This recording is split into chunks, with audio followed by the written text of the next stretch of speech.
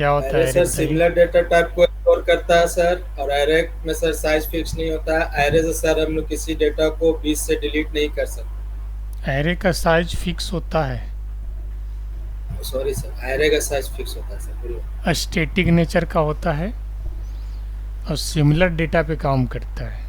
So simply put, array is a type of memory location where we can store data. Where we can store multiple items on the same location.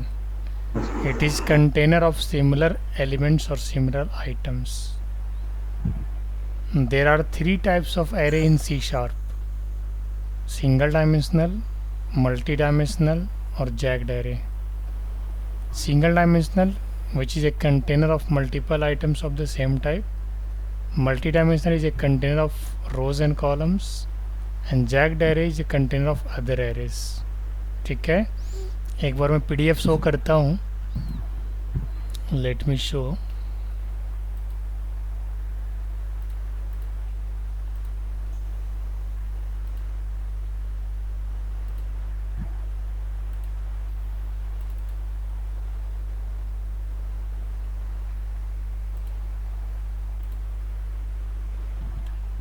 देखिए, दिख रहा है फिरदौस? जी sir. पहला line क्या कहता है? Array is a collection of similar types of elements. Clear है? जी sir. दूसरा लाइन क्या कहता है कि array is the data structure that store a fix number of values. जैसे क्या कह रहे थे ना, साइज इसका फिक्स होता है. समझ गए? Array elements are stored continuously in the memory. इसका मतलब ये होता है कि वो एक सीक्वेंस में उसका इंडेक्स जो बनता है 0 1 2 3 4 ऐसे करके बनता है. इन C sharp an array can be three types: single, multi और जैग्ड एरे. ठीक है, ये देखो इस फिगर में मैंने बताया है कि सिंगल डायमेंशनल एरे जो है वो कैसे बन रहा है. आप यहाँ से इस फिगर को अगर आप देखोगे तो सबसे लास्ट रो में जो है वो इंडेक्सेस हैं, जो कि 0 से स्टार्ट हो रहा है, फिर 1, फिर 2, फिर 3, फिर 4. अब इसके ऊपर एलिमेंट जो है वो एप्पल है, बनाना है, ऑरेंज है, गुआवा है, मैंगो है. ठीक है, जो कि स्ट्रिंग टाइप है. और एलिमेंट्स है 25, 30, 20, 30, 40. कहने का मतलब ये है कि एरे का इंडेक्स तो हमेशा 0 से स्टार्ट होगा, लेकिन उसका जो एलिमेंट्स होगा, उसका जो वैल्यू होगा, उसके अंदर जो आइटम होगा वो किसी भी टाइप का हो सकता है. समझे? अब एक कलर में मैं यहाँ पे बताया हूँ कि array always start from zero index. ये सभी को पता है. एरे का जो फर्स्ट वैल्यू होता है वो किस इंडेक्स पे होता है? 0 पे होता है. और सेकंड वैल्यू किस इंडेक्स पे होता है? 1 पे होता है. थर्ड 2 पे होता है. फोर्थ 3 पे होता है. और फिफ्थ 4 पे होता है. समझे नहीं समझे? एरे में अगर मान के चलो 5 आइटम या 5 एलिमेंट्स आपने स्टोर किया है तो उसका इंडेक्स पोजीशन क्या बनेगा? 0 1 2 3 4. क्लियर हो गया सजाद, फिरदौश? यहाँ तक कोई परेशानी नहीं है. अब इसके बाद के पैराग्राफ ये कहता है कि भाई एरे डिक्लेयर कैसे होता है. तो ये देखो, ये लाइन आपने देखा, यहाँ पे डेटा टाइप दिया हुआ है, फिर डायमेंशन है, इसको एरे इंडेक्स ऑपरेटर भी कहते हैं, और इसके बाद एरे का नाम. ये इंटीजर एरे हो गया. स्ट्रिंग एरे कैसे बनेगा? स्ट्रिंग, एरे इंडेक्स ऑपरेटर और एरे का नाम फ्रूट्स. ये डिक्लेरेशन हो गया. कई बार क्या होता है प्रोग्राम में कि भाई हमें एरे डिक्लेयर करके छोड़ देना है, बाकी यूज़ हमें बाद में करना है. तो ऐसे केस में क्या करते हैं? डिक्लेरेशन पहले हो जाता है. अगर डिक्लेरेशन और इनिशियलाइजेशन दोनों साथ साथ करना हो तो ये देखिए, दो तरीके से हम इनिशियलाइजेशन कर सकते हैं. एक यूजिंग कंस्ट्रक्टर और दूसरा यूजिंग लिटरल. कोई बोलेगा कि एरे हम कितने तरीके से बना सकते हैं? तो दो तरीके से, एक यूजिंग कंस्ट्रक्टर और एक यूजिंग लिटरल. तो जो कंस्ट्रक्टर एरे बनता है उसमें पहला लाइन डिक्लेरेशन का आ जाता है, यानी डेटा टाइप दे दो, एरे इंडेक्स ऑपरेटर दे दो, एरे का नाम दे दो, इक्वल टू साइन लगाओ, फिर न्यू कीवर्ड लगाओ. न्यू कीवर्ड क्या करता है? मेमोरी एलोकेट कराता है. इसके बाद फिर से आपको डेटा टाइप देना होता है, दैट इज इंट, और इसके बाद साइज ऑफ द एरे, और इसके बाद एलिमेंट्स. जो उसके अंदर स्टोर होने वाला है। सेम उसी तरीके से हमने स्ट्रिंग फ्रूट्स बनाया, स्ट्रिंग टाइप का एरे है, इसके 3 साइज है और 3 यहाँ पे फ्रूट्स का नाम है, एप्पल, बनाना एंड ऑरेंज। तो न्यू कीवर्ड लग गया और वापस डेटा टाइप अगर आप डिफाइन करते हो तो ये कंस्ट्रक्टर को इंडिकेट करता है, क्योंकि कंस्ट्रक्टर का नाम जो होता है वो क्लास का नाम ही होता है। अभी मैं बहुत ज़्यादा डेप्थ में नहीं जाऊंगा कि यहाँ पे कंस्ट्रक्टर कैसे कहा जा रहा है, बस इतना मानो कि जितना भी डेटा टाइप्स हैं वो सब के सब क्लासेज हैं। क्योंकि हम लोग जो डेटा टाइप यूज़ करते हैं या तो int 32 यूज़ करते हैं या फिर फ्लोट यूज़ करते हैं, तो वो कहीं ना कहीं किसी क्लास का इंस्टेंस है, किसी क्लास का निक नेम है, लियास है। int 32 का लियास int है, int 64 का लियास लॉन्ग है। हम लोग क्या यूज़ करते हैं, लियास यानी निक नेम। जैसे फिरदौस है तो उसका नाम क्या है, सोनू। सजाद है तो नाम क्या है, राजन। तो हर एक ऑब्जेक्ट का एक से ज़्यादा नेम हो सकता है। सेम उसी प्रकार से हमारे डेटा टाइप का भी नाम एक से अधिक है। ठीक है। इंटीजर डेटा टाइप को प्रिमिटिव डेटा टाइप भी कहते हैं, इंटीग्रल टाइप को, जिसमें integer, character, float, bit, byte, boolean, short, ये सब सारा आ जाता है। लिटरल एरे में आपको इक्वल टू के बाद न्यू कीवर्ड लगाने की जरूरत नहीं पड़ता। जिस टाइप का एरे बनाना उसका डेटा टाइप दो और उसमें नंबर डाल दो। जैसे इंटीजर बनाया, नंबर डाल दिया, स्ट्रिंग रहता स्ट्रिंग डाल देते। ठीक है। अब मैं आपको क्या करता हूँ, ये तो एरे हो गया, ये एरे का टाइप हो गया। पहले आज सिंगल डायमेंशनल एरे आपको बताता हूँ, दिखाता हूँ दोनों तरीके से बना करके, एक बाय कंस्ट्रक्टर और एक बाय लिटरल। ठीक है। सो चलते हैं, मूव करते हैं प्रैक्टिकल की ओर। और ये रहा हमारा विजुअल स्टूडियो 2019, जिसके ऊपर कंसोल एप्लीकेशन का प्रैक्टिस करेंगे और आप लोग को दिखाएंगे कि एरे हम लोग बनाते कैसे हैं। तो यहाँ से मैं एक टेम्पलेट सेलेक्ट कर ले रहा हूँ, that is console application .NET framework, और इस टेम्पलेट का नाम देता हूँ सिंगल डायमेंशनल एरे। आज इसी को फोकस करेंगे, क्योंकि एरे चूँकि बड़ा टॉपिक है और स्टार्टिंग में फ्रेशर के लिए काफ़ी कॉम्प्लेक्स है, तो मैं कोशिश कर रहा हूँ कि इसे पार्ट तोड़ करके आप लोगों को समझा दूँ ताकि परेशानी ना हो। तो मैं आज के सेशन में सिंगल डायमेंशनल एरे को हर एक तरीके से कोशिश करूँगा समझाने के लिए। तो सबसे पहले मैं सिंगल डायमेंशनल एरे बना रहा हूँ यूजिंग लिटरल। यहाँ पे एक एग्जांपल देते हैं।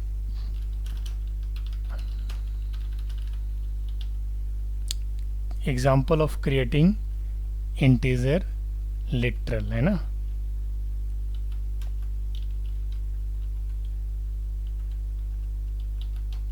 एरे।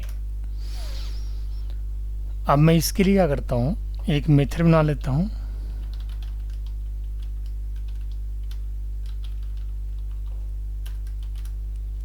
और एक एरे बना लेता हूँ। डायरेक्ट इसमें डाल देंगे नंबर, जो भी नंबर आपको डालना है अपने हिसाब से डाल दीजिए। अब आपको पता है कि कलेक्शन पे कौन सा लूप काम करता है, फॉर ईच सबसे बढ़िया लूप है, कोई कंडीशन रिक्वायर्ड नहीं है, बस लिस्ट का नाम होना चाहिए। और इसके बाद एक इन कीवर्ड लगा दो, और लगाने के बाद यहाँ पे इसे प्रिंट करा दो। के को प्रिंट करा दीजिए। ठीक है। अब इसके बाद कॉल कर लीजिए, प्रोग्राम का ऑब्जेक्ट बनेगा, और ऑब्जेक्ट बना करके p.create list console.readline।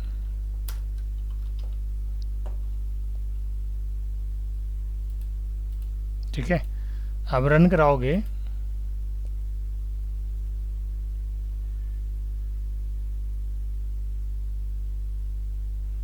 तो देखिए यहाँ पे आउटपुट आ गया। ये लिटरल एरे है। अगर हमें लिटरल स्ट्रिंग एरे बनाना हो तो बिल्कुल ऐसे ही बनाएंगे, समझ रहे हैं ना सजाद, फिरदौस? जी सर। जी सर। कोई दिक्कत तो नहीं है।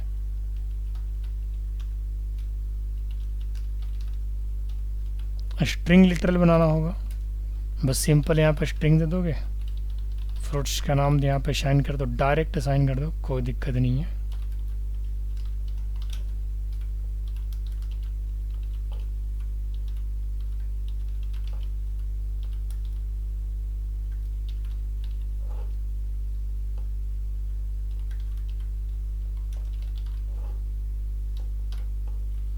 अब इसके बाद इसमें फॉर ईच लूप चलाएंगे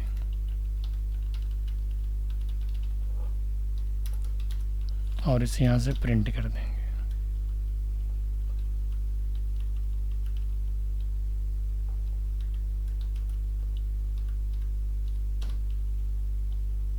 क्रिएट स्ट्रिंग लेटर है ना,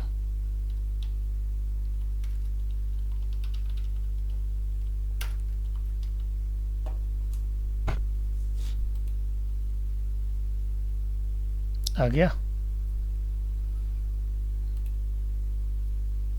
ठीक है। लिटरल अरे का इवन ऑर्डर अगर निकालना हो,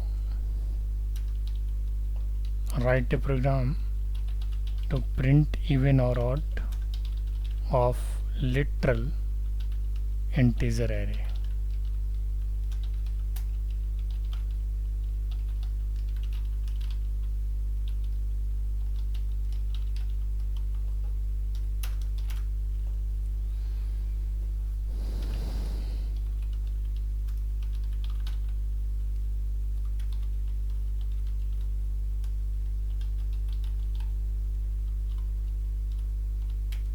अब यहाँ पे फॉर ईच लूप लगा दो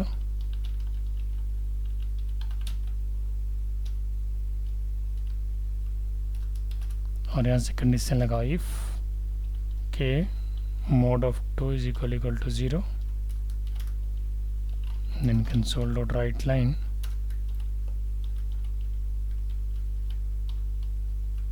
जीरो इज इवन, और यहाँ पे के को प्रिंट कर दीजिए, else console dot write line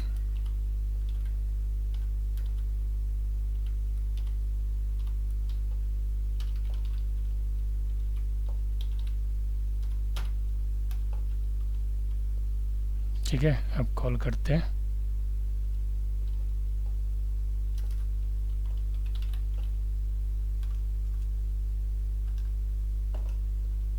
test even not,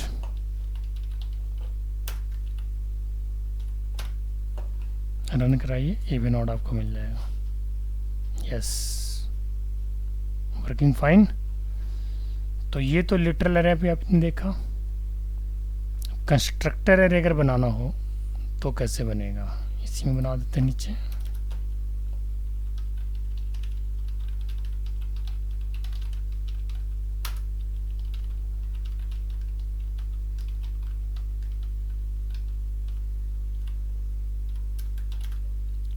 यहाँ पे बनाएंगे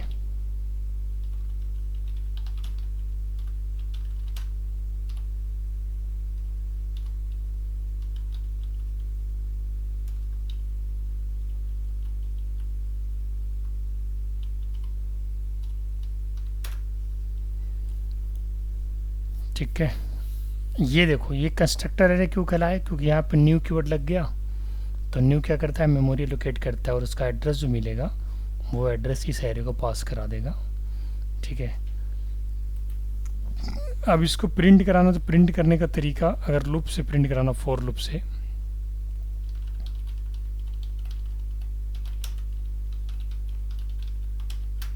बड़ा आसान है। int i equal to 0 i less than numbers dot length i plus plus। इसको प्रिंट कराना हो तो नंबर्स ऑफ i,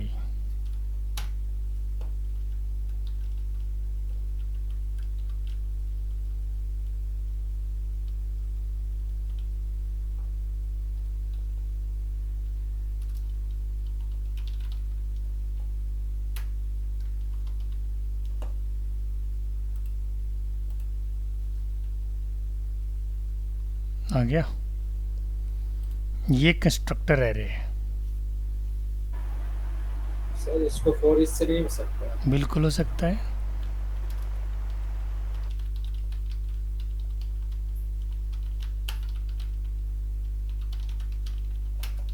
क्यों नहीं हो सकता? सारा सब लूप से होगा, चाहे वो कंस्ट्रक्टर एरे हो या लिटरल एरे हो। 4 में से 4 कोई भी लूप लगा दीजिए, सब से होगा।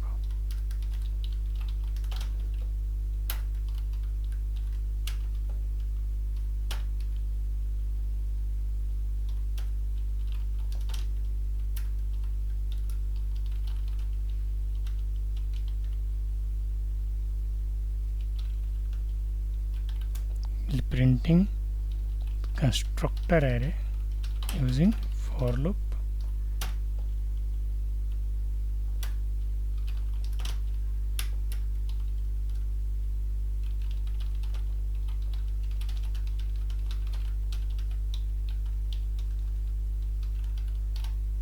Clear?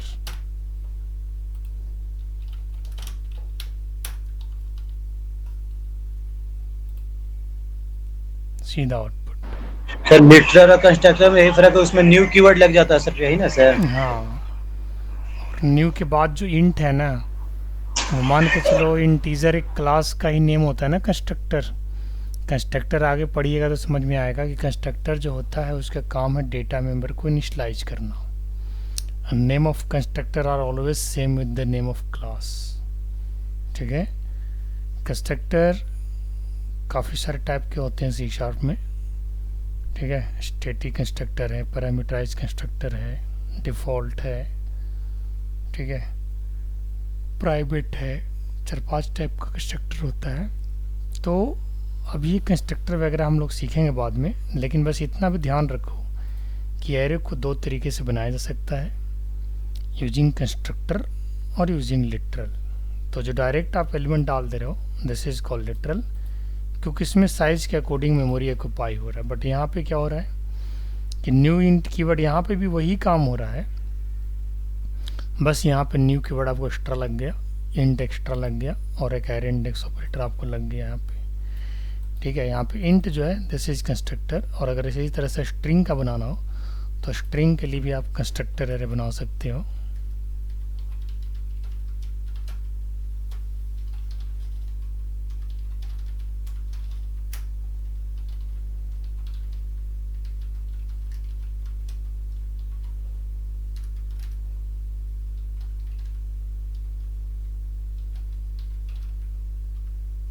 स्टूडेंट्स का नेम,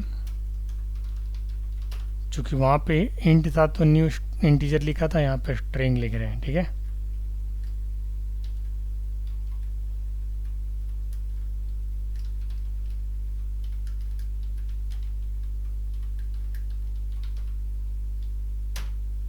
इसको प्रिंट कराएंगे, फॉर ईच लूप लगाएंगे।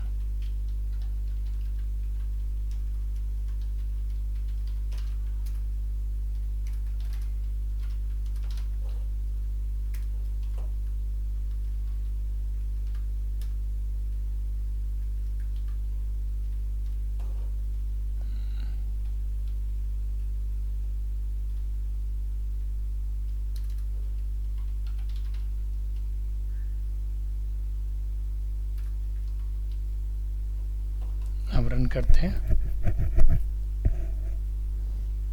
ये देखिए आया नहीं आया, ये कहानी। एरे का सम निकालना हो, है ना, एरे का प्राइम नॉट प्राइम निकालना हो, ठीक है, एरे का इवन सम ऑड सम निकालना हो, सब निकाल सकते हैं। जैसे देखिए, write a program to print sum of literal array या कंस्ट्रक्टर एरे, किसी की बिट का, जैसा कहिएगा वैसा निकाल देंगे। किसका निकाल दे बताओ फिरदौस, किसका सम निकाले, लिटरल का या कंस्ट्रक्टर एरे का? कंस्ट्रक्टर निकाल दीजिए। ना निकल गया।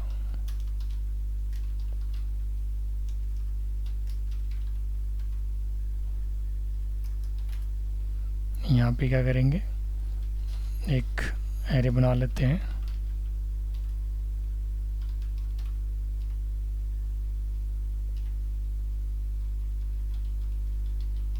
सम निकालने के लिए क्या करोगे, यहाँ पे एक वेरिएबल बना लोगे, बस फॉर ईच लूप डायरेक्ट चला दो, सिंपल से सिंपल मेथड बता रहा हूँ। और यहाँ पे क्या करोगे, sum equal to sum plus के, सोलो राइट लाइन करोगे के, और यहाँ पे आप प्रिंट कर दोगे सम को।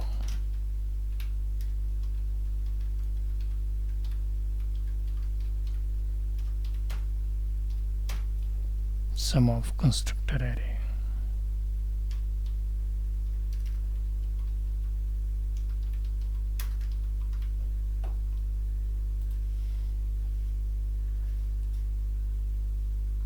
आ गया।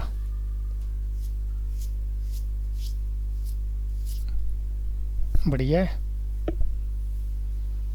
देखो तो कैलकुलेट करके सही सम आ रहा है ना सजाद, कि गलत आ रहा है?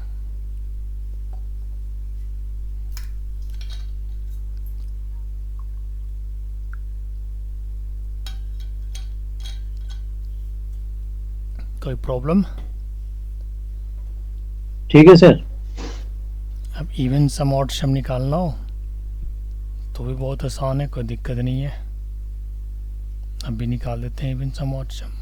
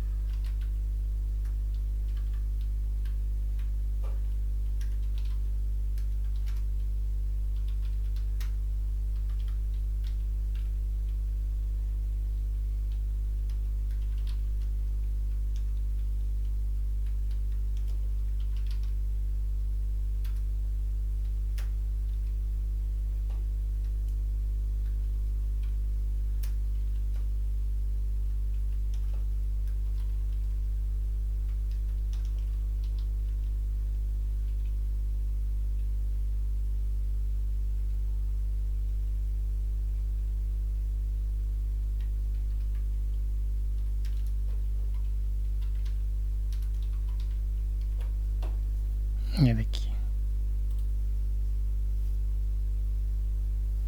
वैल्यू भी साथ में प्रिंट करना चाहते हैं तो यहाँ पे वैल्यू भी साथ में प्रिंट करा दीजिए कंडीशन के बाहर। और ऐसे अगर दिखाना चाहते हैं कि भाई इवन नंबर क्या था, ऑड नंबर क्या था, तो यहाँ पे प्रिंट कराइए।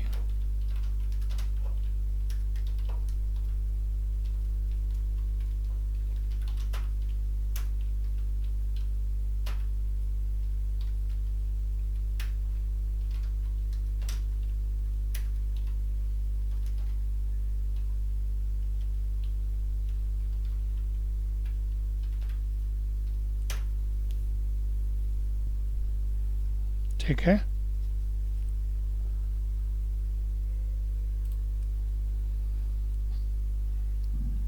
देखो तो सही आ रहा है। इवन नंबर को अलग जोड़ो और ऑड नंबर को अलग जोड़ो।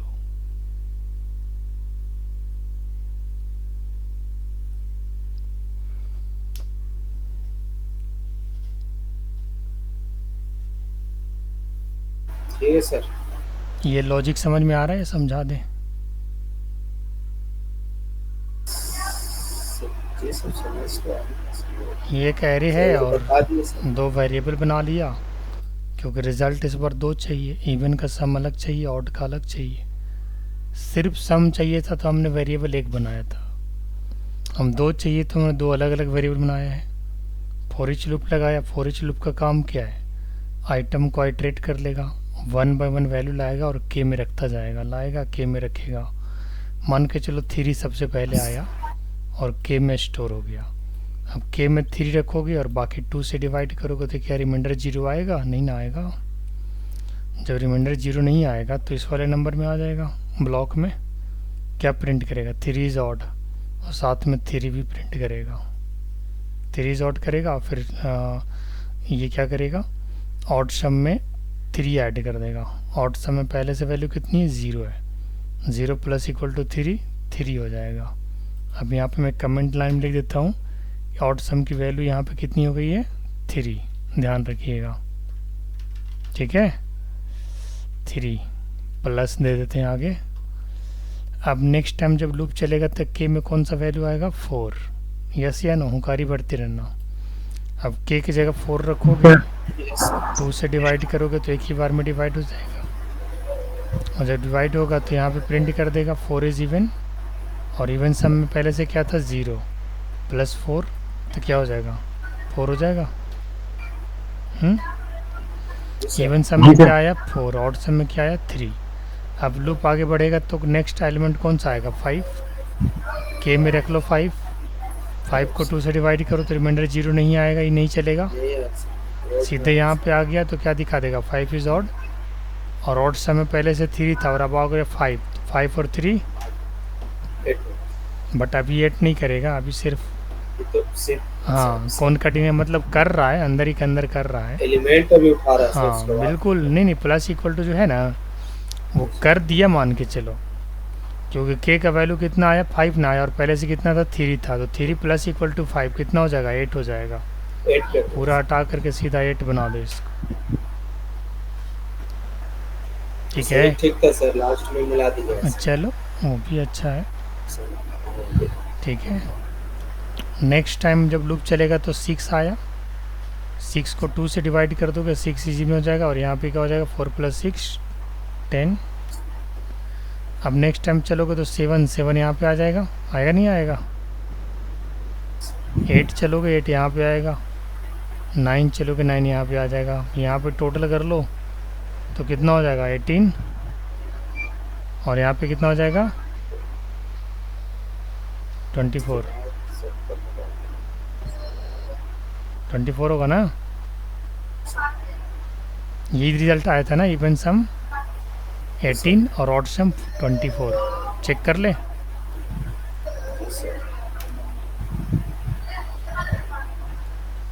इवन सम 18, ऑड सम 24। कैलकुलेट करके देख लो, यही है।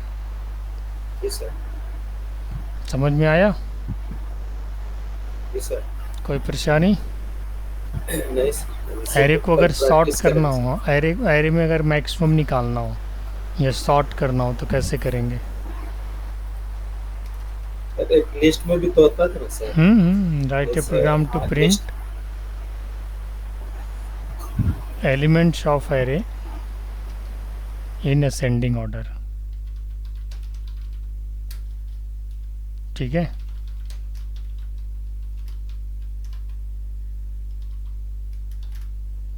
लेटरल एरे ले लेते हैं, इसी को असेंडिंग ऑर्डर में दिखा देता है, हालांकि इसमें तो असेंडिंग ऑर्डर ऑलरेडी बना हुआ है।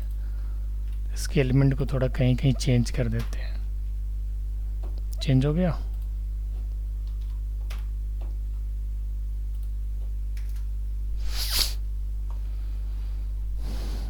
अब यहाँ पे लूप चला रहा हूँ, 2-3 तरीके से असेंडिंग ऑर्डर में हो जाएगा। ये होगा नहीं होगा? चलो सबसे पहले क्या करते हैं, इसको सॉर्ट मेथड से असेंडिंग करके देखते हैं।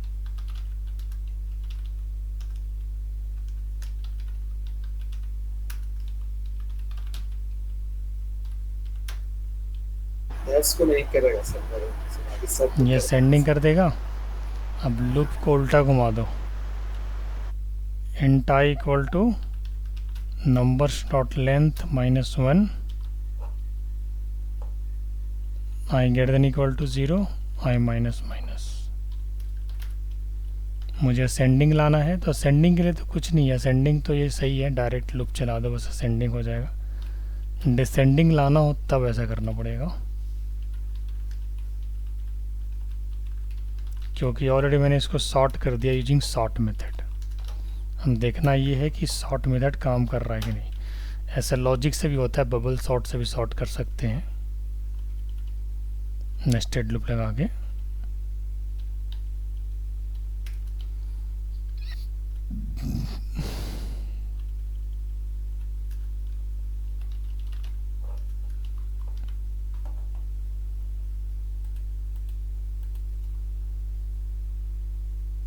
सॉर्ट मेथड काम कर गया, बिल्कुल कर गया।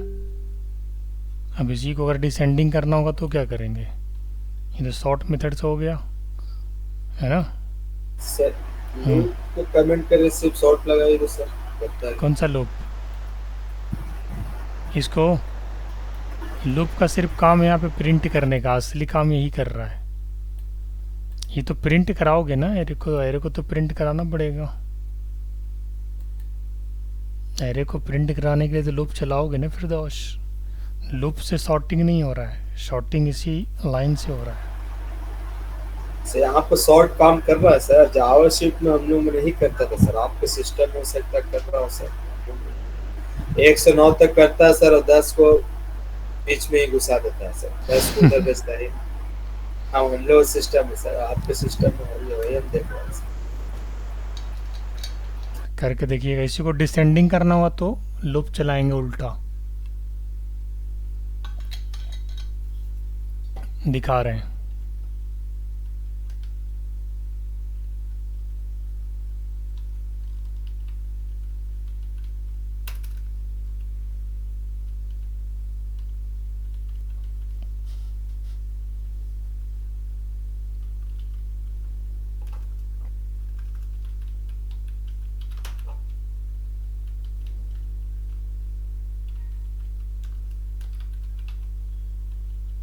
ये लूप नहीं लगेगा इसमें, फोर लूप से सॉर्ट होगा।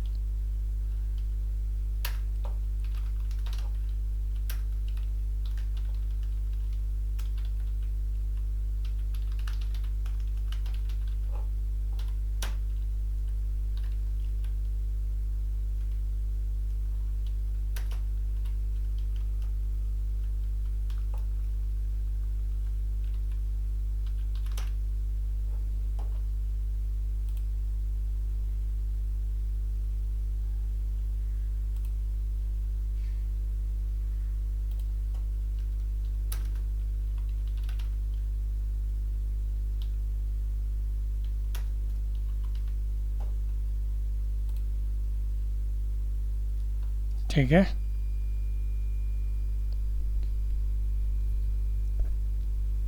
ठीक है कि नहीं। उससे पहले क्या किया था सर, वो तो लग रहा है सर असेंडिंग में था, ये तो डिसेंडिंग। इसको पता क्या किया, सॉर्ट मेथड तो असेंडिंग बना ही दिया पहले, तो सॉर्ट कर दिया।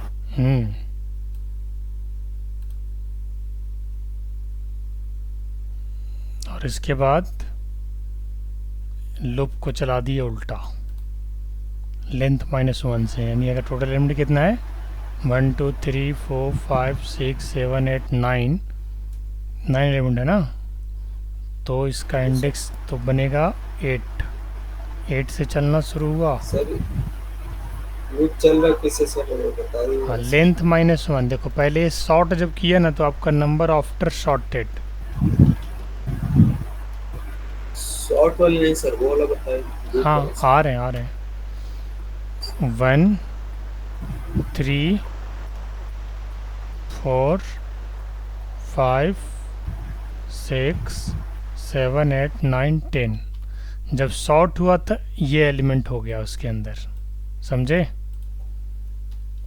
अब आपको बताता हूँ कि इसमें हुआ क्या। Total number of element shorted होने के बाद कितना है 9 है।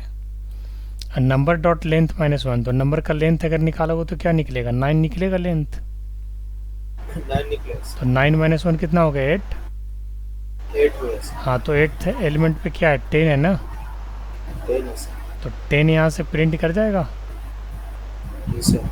फिर 9 प्रिंट करेगा, फिर 8 करेगा, फिर 7 करेगा, 6 5 4 3 1 करेगा। इसको माइनस कर करके सर वहाँ पर ला करके दे रहे हैं, लेंथ को माइनस कर देगा सर। हाँ तो ठीक है सर, यही है। इसको आप प्रैक्टिस करो सर। बिल्कुल बिल्कुल, आप लोग एरे पे प्रैक्टिस करिए, ठीक है ना। Multi dimensional array next day और उसके बाद जैक एरे कराएंगे, क्योंकि एरे पे बहुत सारा क्वेश्चन है, लगभग 70-80 के आसपास क्वेश्चन होगा। सर एरे लिस्ट और लिस्ट सब अलग है सर? एरे लिस्ट अलग है। लिस्ट आपको पढ़ने को मिलेगा C# में, सबसे लास्ट टॉपिक है कलेक्शन, वहाँ पे आपको पढ़ने को मिलेगा जो डायनेमिक नेचर का होता है। डायनेमिक नेचर कहने का मतलब कि उसके अंदर एलिमेंट आप किसी भी पोजीशन पे ऐड करा सकते हो और किसी पोजीशन से डिलीट कर सकते हो। बट इस स्टैटिक एरे में सिर्फ नेचर फिक्स होता है, इसका डायनेमिक साइज नहीं होता, स्टैटिक होता है, समझ गए। और ये सिंपल सिमिलर डेटा पे काम करता है और लिस्ट डिफरेंट डेटा पे काम करता है और सिमिलर पे, दोनों पे करता है। इसका साइज फिक्स होता है सर? इसको कोई डेटा को 20 से डिलीट नहीं कर सकते वैसे, बिल्कुल। ठीक है। तो इसको मैं PDF में बना करके भेज देता हूँ और आप लोग जो है ना इसी पे अब ढेर सारा क्वेश्चन प्रैक्टिस करिए। जैसे अभी मैंने शॉर्ट मेथड से एरे को शॉर्ट किया, एक और टेक्निक होता है बबल शॉर्टिंग, जिसमें को टेम्प वेरिएबल ले करके स्वैपिंग करके भी आप शॉर्ट कर सकते हैं, ठीक है। कोशिश करिए। हाँ बस वैसे ही लगाना है। शायद